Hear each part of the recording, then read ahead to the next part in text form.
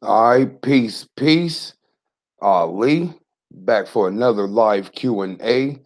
Wait a second to get confirmation that I can be heard and seen. Just press chat box if you can hear and see me clearly. Press 9 in the chat box if you can see and hear me clearly. Then we'll get into some question and answers. What up, what up? Lena, Mia, Big John, what's up, yo? Finding my truth.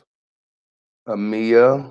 All right, cool. We in the building. We're in the building. What up, Caesar? Sleepy Hollows, Jonathan Polar. Okay, we good. We good. Appreciate that. I don't need any more confirmations. What up, Jazz?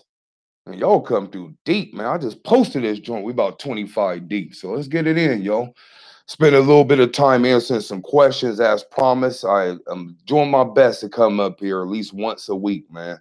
But we just got back from the retreat last week, so it's taking me a minute to get back on my schedule. But I recorded a couple of videos before I went live, so got a couple videos coming for y'all too.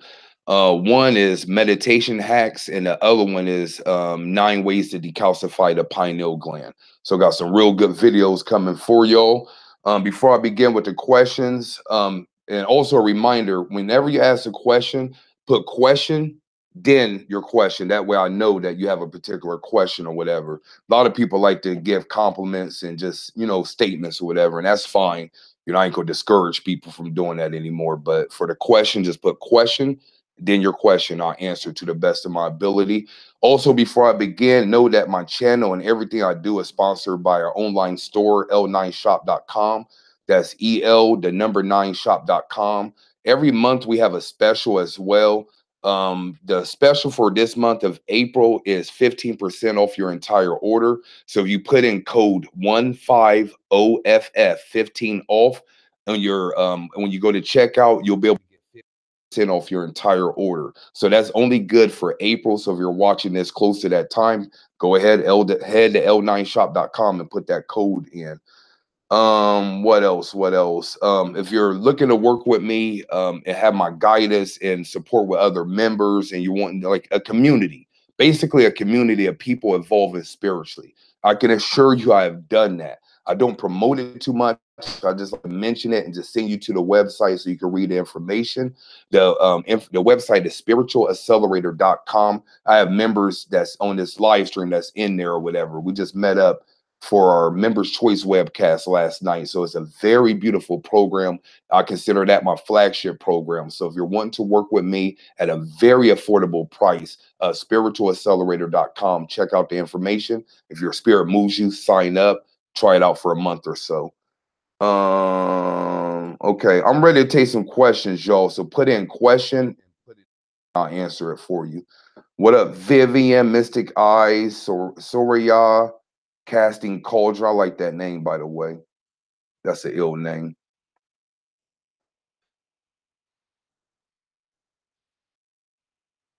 Okay, Big John got the first question. I dream I found a tiger paw. Any meaning? Mm, could be a couple meanings. I somewhat know of you. I know you. So it could be dealing with an animal totem, especially if you had a thought like, "What's my animal totem? What animal I'm connected with?" Tiger may be it.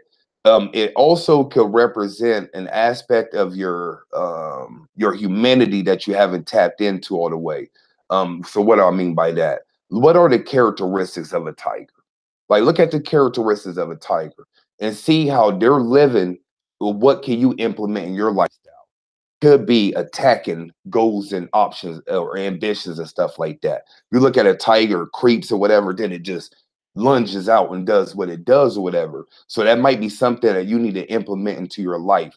Whenever you see stuff in dreams, I got a video I'm going to do talking about how to decode dreams step by step, something I've never done before, but I have that video I'm planning on recording. But whenever you have things in a dream, look at them as symbols. What does this symbolize? So look at the symbolism of the tiger and see how that relates to your everyday life. So it could be either an animal totem or it could be something that you need to implement or increase in your life. That's my suggestions for that. Yeah, telling you to attack. Word is bond. What is bond, son? All right, what else we got? If you're a beginner, what the first you suggest to do? If you are a beginner, what's the first thing you suggest? I'm pretty sure you're talking about what should you do beginner.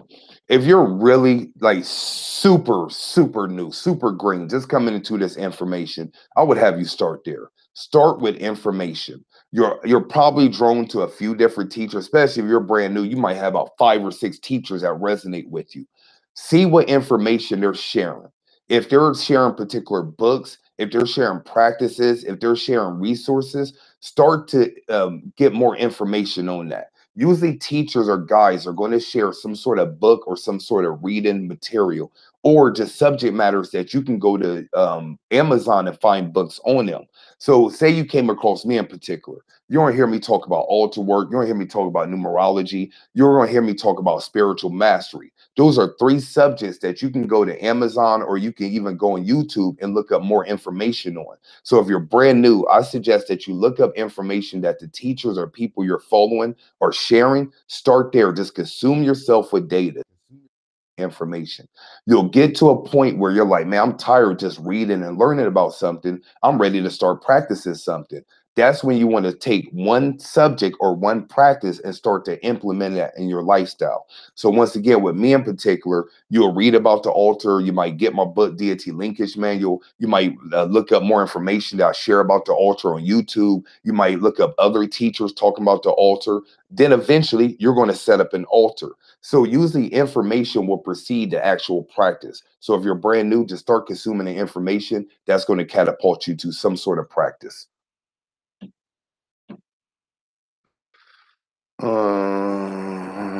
Thank you, Brittany, for that. She says she's been a member at the Accelerator for a few weeks and have learned so much. And you definitely took advantage of the webcast yesterday. You asked mad questions, but that's what that's for. Okay, question. I'm a empath and I often confuse my feelings, even dream with others.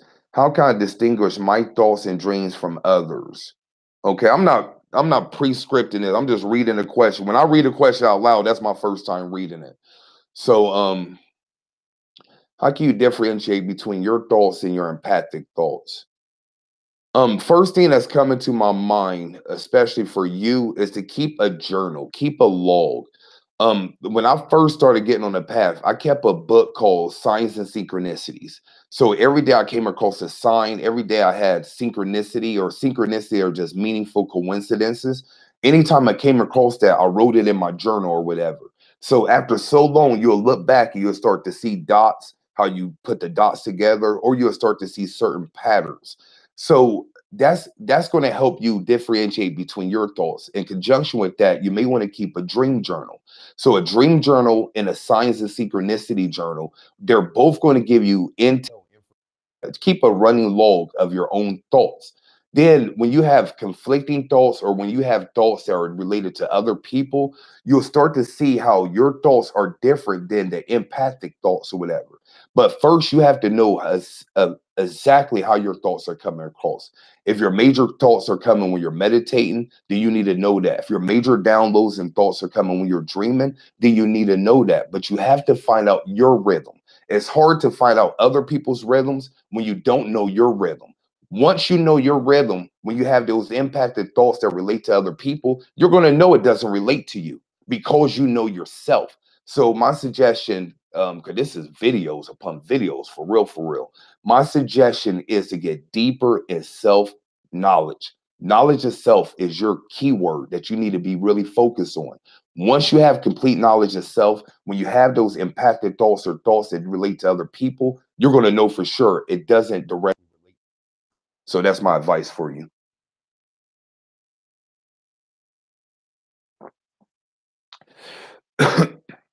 Okay, question. Meditating, I seen a flash of white light. What does that mean? Is whenever you're meditating, you're going to see colors, lights, shapes. You may even hear sounds or voices or whatever because you're going into different dimensions of reality. Whenever you're meditating, your thoughts can travel beyond the fourth dimension, third dimension, and so forth. So whenever you're meditating, especially depending on how deep you're going, you're tapping into other planes of existence. So like put it like this. Let me use a practical example. Say I'm meditating and I'm not really focused on anything, but my consciousness is in a whole nother state. I reside in Ohio currently, 513 Middletown, Ohio. I reside in Ohio. That's where I live.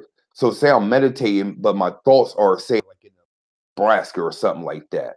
I may not consciously know that I'm meditating. My mind is focused on Nebraska, but I could have a corner just flash right in front of my consciousness.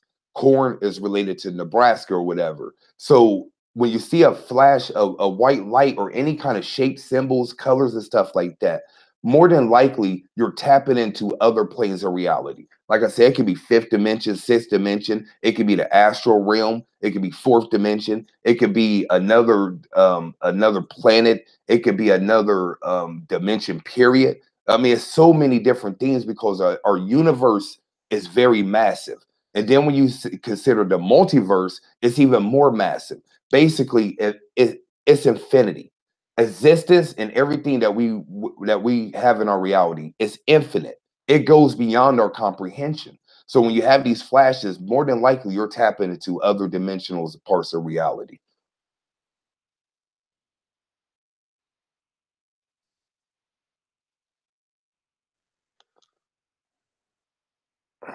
Okay, Mina, what a question. I had a spirit tell me your various money ventures are not free. I have been doing money spells. What do you think that means? I had a spirit tell me your various money ventures are not free. I have been doing money spells. What do you think that meant?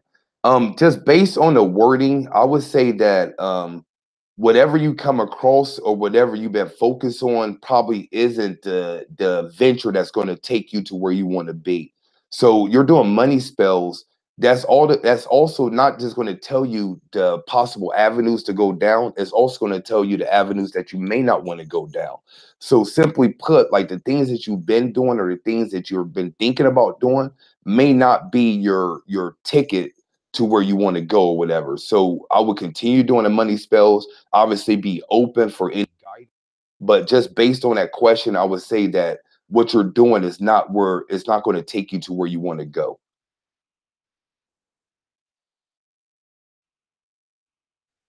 Okay, question.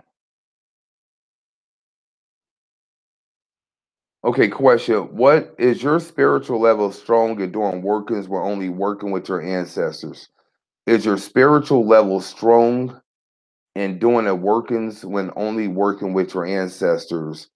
If I'm understanding the question correctly, that's strong enough in doing. If you're only working with the ancestors, yes, your spiritual level, using your words, is strong enough. Just because you're doing ancestor altar work doesn't mean that you're a beginner or whatever. There's people that are very advanced, they don't have an altar or whatever. And it doesn't mean that they're not growing. And there's people that aren't advanced that may be working with deities. Don't mean that they're more advanced than another. So if you're only working with the ancestor altar, that is not indicative of your spiritual maturity. So I wouldn't look at it that way. I would say no.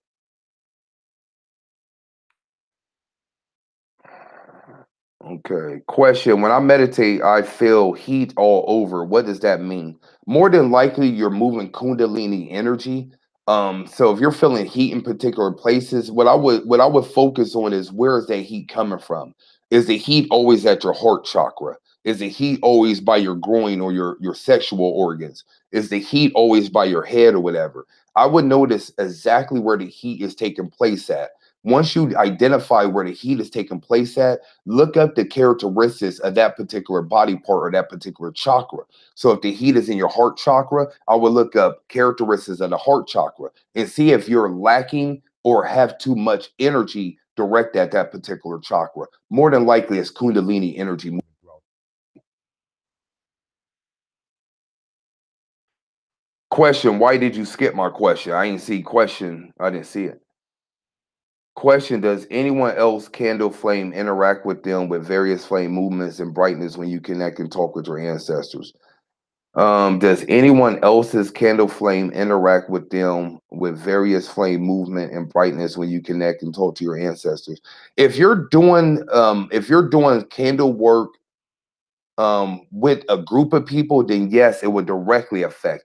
If you're doing candle work and other people are doing candle work, it will indirectly affect it because fire are all connected. The fire that you have on your candle is actually connected to the sun. The sun is our biggest fire on our planet or whatever. So yes, it does affect it or whatever, but for what you're doing, it's not going to affect it as much as what you think. So if you're having experiences, if you're having things that's going on with your candle flame, it's directly tied with your consciousness in a particular work that you're doing. So I would say in this case, no, it's not going to directly affect it. It's going to indirectly affect it.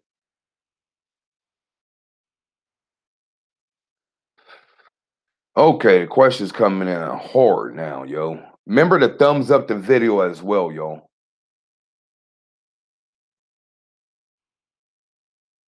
Okay, question, why did you skip my question?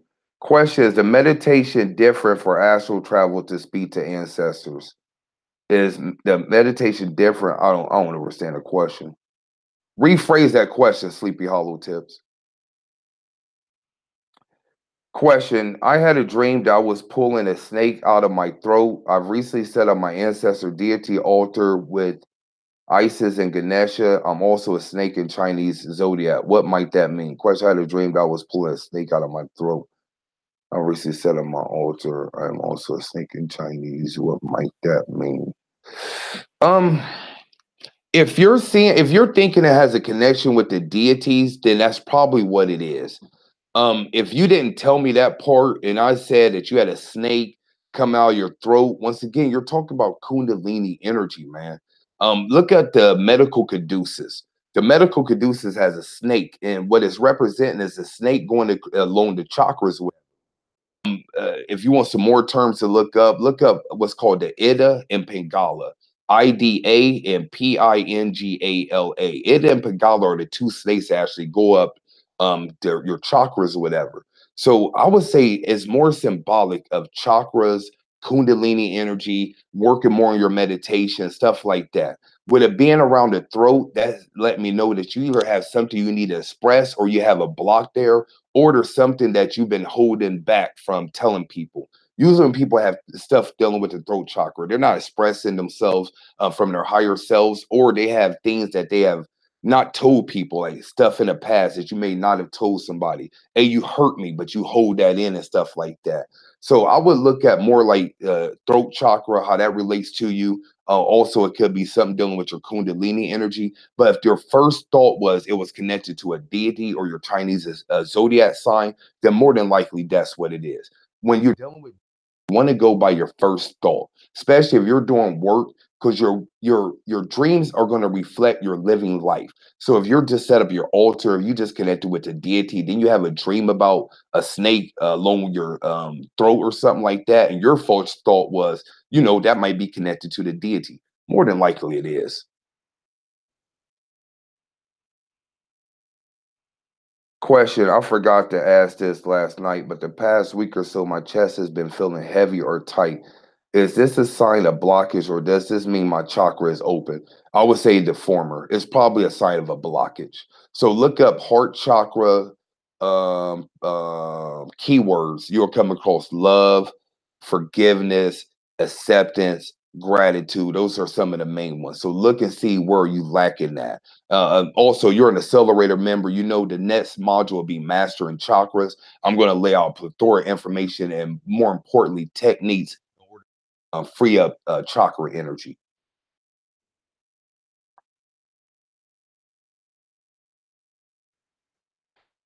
Okay.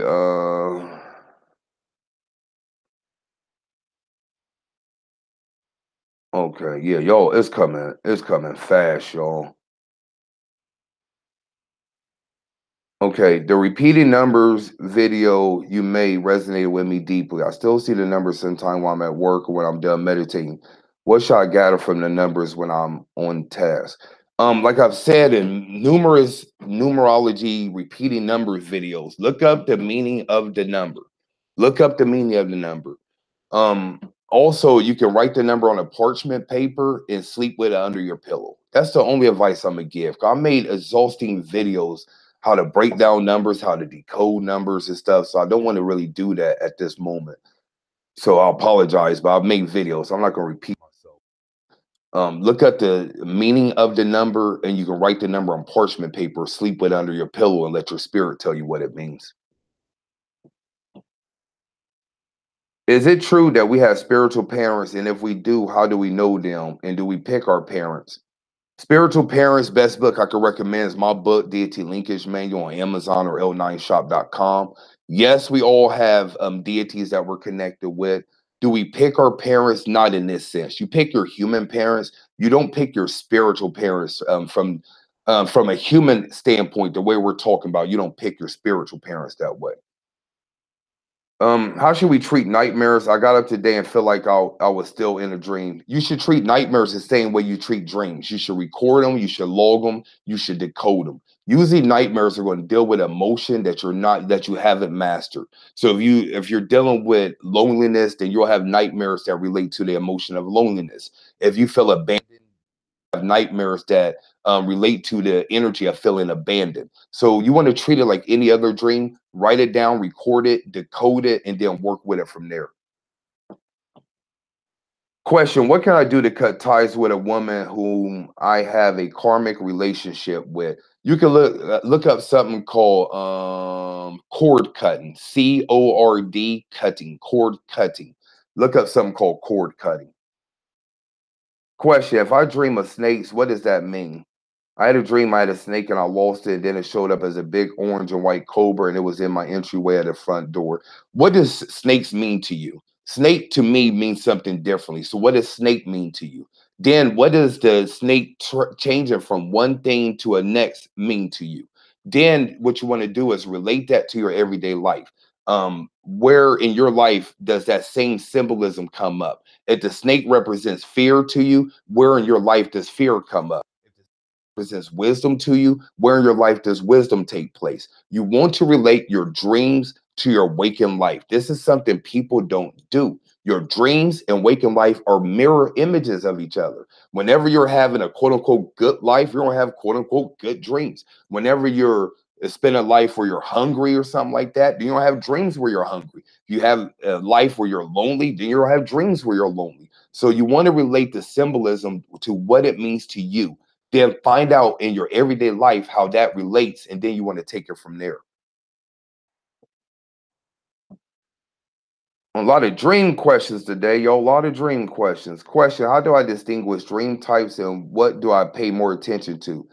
For example, prophetic versus subconscious mundane thoughts like dreams that were influenced by TV, such and such. You've already distinguished them. You just in your question, you distinguish between the two dreams.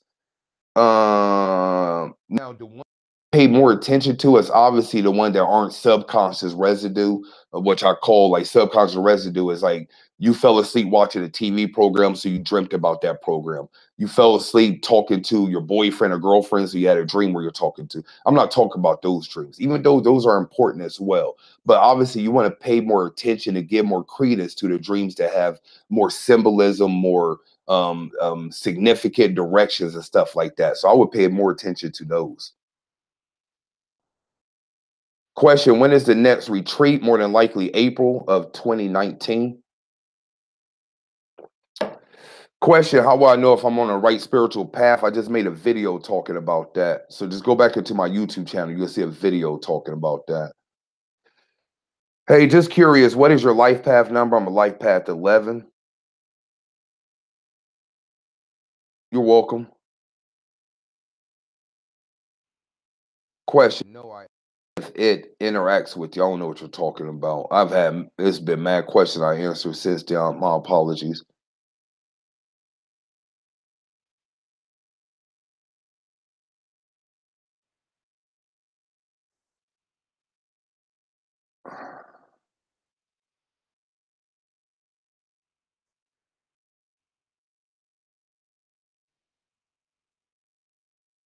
Okay, I'm trying to go back. It's a mad questions, y'all. I don't know if I'm at time to answer all of these, man.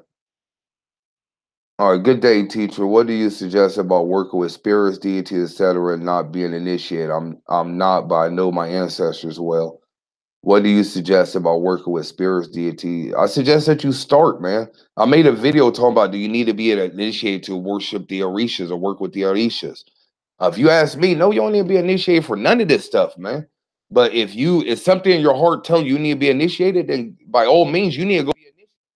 But I ain't been initiated in nothing, and I do my spiritual work. You know what I mean? So yeah, I would suggest that you start working with them. There's no suggestion I can give you except work with them. I made a what most people call memes. I said instead of asking people if you need to be initiated to work with Oshun, how about you work with Oshun and see what she says? You know what I'm saying? Take it for what it's worth. How can I protect my home from other spirits or other ancestors from enter while I have my ancestor altar? How can I protect my home from other spirits or other ancestors from entering while I have my ancestor altar?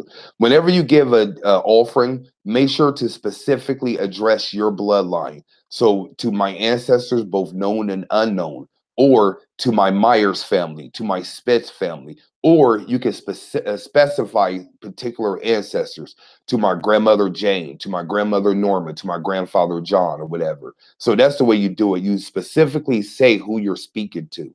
It's just like when you send a letter in the mail. You're going to put who the letter is going to, stamp on it, you're going to put it in the mail. You never send a letter in the mail without addressing it. So if you go to the mailbox and just drop a letter, but you didn't address it, then it can go anywhere. So same with your altar, address who you're speaking with. Usually it's sufficient enough to say to my ancestors, both known and unknown. That's usually sufficient enough. Question. I experienced blacking out while meditating and coming to feeling drowsy and drained. What does it mean? More than likely, you tapped out all the way. You probably lost consciousness. What I would do is try to maintain your consciousness. I'm sure you were trying to do that, but more than likely, you tapped out and went into another dimension mentally. And astral travel and traveling mentally is very tiring. This is why it's called mental energy. You ever like for people that have an office job or a job where they don't work like very hard? Not saying they don't work hard, but you don't work physically hard. What do you say? I'm tired. I'm mentally drained. But you ain't physically done anything. How can you be mentally drained, but yet your body hasn't done anything? That's because it takes energy to move your mind. Question. I've seen about a lot in meditation. Something said, look on Google. I went to image. It was the same picture. What does that mean? You connected with a bot a lot. I would definitely put him on an altar. You probably have a soul connecting with that particular being that might be part of your higher self. But that's a simple one. Start working with a bot a lot. You're welcome. You're welcome. Okay, is there a special way to articulate and also create personal affirmations? Affirmation tips, please. Actually, I got a video I need to make for that. As far as affirmations, see what you're wanting to manifest. And the key is you don't say something like I will or in the future. You want to say it as if it's already there. So a simple one for like say you want to increase money. Instead of saying I will get money eventually or I want to be rich, you say I am rich, I am wealthy, I am prosperous. You know what I mean? I am abundance. You just put I am and you say it in the present tense. So that's a simple tip that I can give you right off the bat. Okay, question. What is it that when you're sleeping and having bad dreams so scary to where you wake up, your body feels like it's vibrating? It lasts about 2 minutes before I even move to get up. This happened. What is it when you sleep and have bad dreams so scary to where you wake up, your body feel like it is vibrating? Um, you probably just you whenever you experience something in a sleep state, some people even have what's called sleep paralysis, where their body goes completely stiff. They can't move it or whatever. Once again, you're going into another dimension of reality. Just like if you went to, like, say you're from the suburbs and you're driving, you go to like the hood of all hoods, like the gutter. You might, when you come out the ghetto or the gutter, you might be shaking or a little bit or whatever.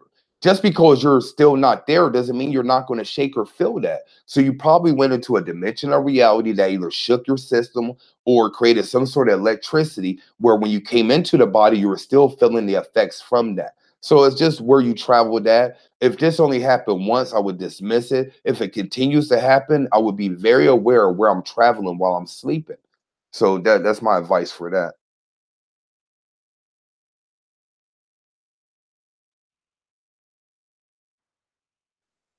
Okay, a question. Ocean came to me in a dream, and I learned from you that's probably because my life path number 5. But why do I feel so drawn to Yemi Ya? You deal with whoever you're drawn to. Yemi Ya deals with the water as well, so I would rock with Yemi Ya. Is the meditation ritual different for astral travel than it would be to speak to ancestors? Okay, yeah, it is different. If you're referring to my video, yes, that is different. I apologize. I think you asked a question before and I didn't see it or whatever. Yeah, that's cool. It's different. Okay, question from Danielle. What up, Danielle? Stanley Atkinson question. What do I do about this karmic relationship? I love her, but I just can't. She doesn't reciprocate the way I need to her, but it's difficult to release. What do I do about this karmic relationship? I love her, but I just can't. She doesn't reciprocate the way I need to. Like I said, you may want to look up something called cord cutting. Cord cutting. I personally don't do it.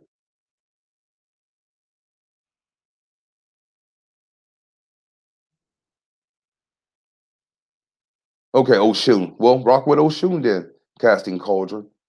Oshun and Yemiya are both connected to the water. Look at the, I mean, just listen to the word Oshun. Sounds like ocean. Oshun, ocean sounds very similar, but both of them are connected to water.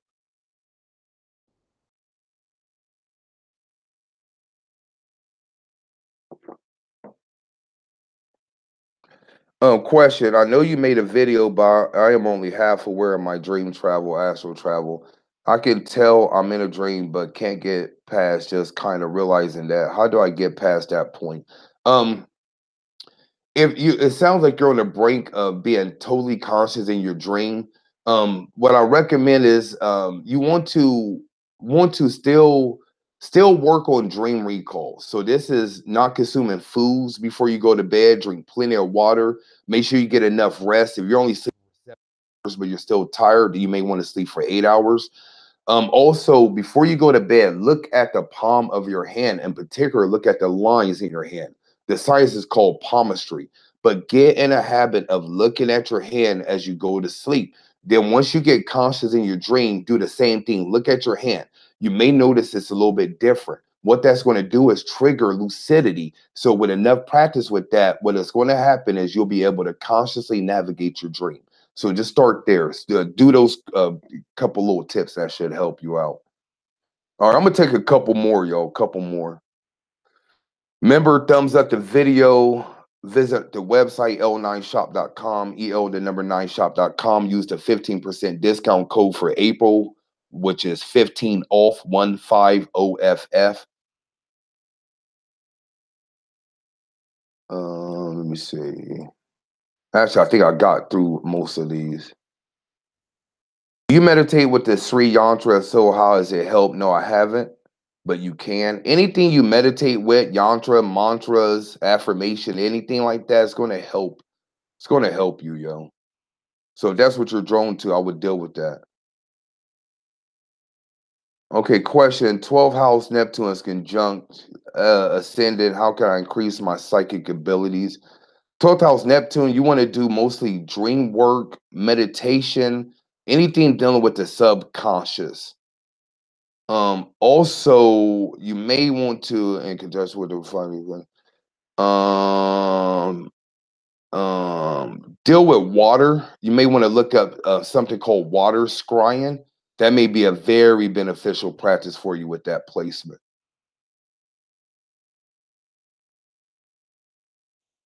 The ritual I do daily is altar work.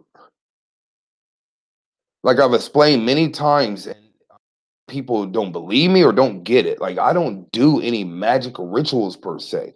Only magic ritual I do is my altar work. Once you get your altar to a certain spot, you can basically ask for anything. But the way I teach altar work, the way I do my altar work, I do what's called programming my reality. So everything I need, everything I want, it gets in my daily prayers or my programming of my altar. By doing that, man, I mean, everything pops. You know what I'm saying? But every once in a while, something will come up. Then I have to go to the altar and I'll be like, I need this to come through. I need this to happen, whatever. But the daily ritual I do is altar work or whatever. I promise you, it works. It works. But there's other magic I do. But you talking about on a consistent daily basis, altar work. Reversing family curses, ancestor altar is probably the easiest, safest, and most affordable way. What I suggest for people to do is include these words when you give your offering for the ancestors, especially dealing with karma. Is please thank you for forgiving me for anything I've done in the past or present that's created negative karma. Thank you for forgiving me for anything I've done in the past or present that has created any negative karma. Say that while you give your ancestor offering. How do you make an offering to the desired goddess? What kind of offering? You can just give regular food, whatever you're eating, or you can get the book Judica Ill's Encyclopedia of Spirits. She's going to have suggestions for specific offerings for deities, or you could just Google offerings for fill in the blank, offerings for Oshun, offerings for Thor, offerings for Yemiya. But what I do is just give them whatever I'm eating. Hey Dion, what's up? How you doing? Candles Plus. I know who you are, Dion. Can I meditate on a full stomach? You can meditate on a full stomach, no stomach, whatever.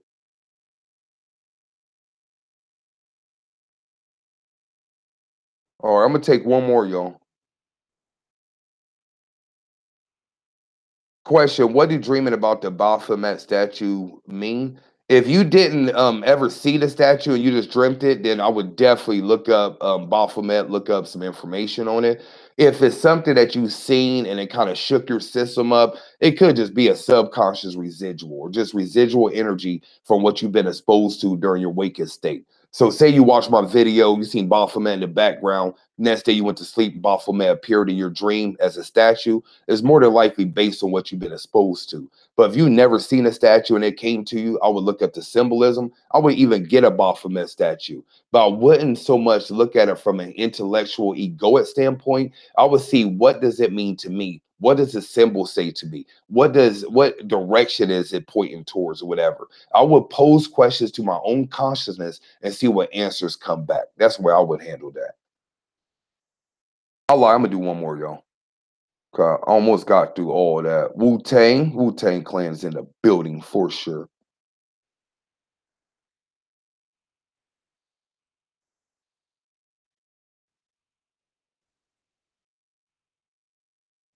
Okay, good one. I'll end with this one. Brittany came through, asked another beautiful question. Question: what are your thoughts on being buried versus cremated? Now, me personally, I don't know the complete science of it. But according to major cultural influences or whatever, it's way better to get cremated than to be buried. And the main reason why is easier to transition to the next realm. If you think about it, most people are fascinated by their body. If you ever seen anybody that's went to their own funeral, like they're dead, but they're at their own funeral, or you ever spoken with ancestors or ghosts or whatever, there's some sort of fascination. You ever seen cases where a spirit was restless because no one found their body or whatever? Their body, they may have been kidnapped, their body may be lost, but they were killed. Now they're worried about, where's my body? My point is, a lot of ghosts, a lot of spirits are worried about their body. So if you get rid of the body through cremation, that's one less thing as a ghost or spirit that you have to worry about. So cremation is way more easier to transition. It's way more beneficial as far as keep your energy going to the next level. I recommend cremation over anything. There's no way when I transition, I'm going in the ground. I'm definitely being cremated. All right. So hopefully that answered your question. Appreciate everybody for coming through. Remember to thumb up the video if you appreciate the information. Promise I'll come back next week and do another Q&A. Also, I will have the videos I already recorded. You'll see me with the same shirt on. What I've done though is put something in front of each video, like a statue, letting you know that's a different. I'm not changing a shirt, changing outfits to record video. I record 3 videos every time I record. So what I'm doing is putting something in front of it so you know that you already seen that video. So SILEmyers.com, my main website, L9shop.com, my online store, spiritualaccelerator.com if you want to join my flagship program and work with me. Other than that, see y'all next time. Peace.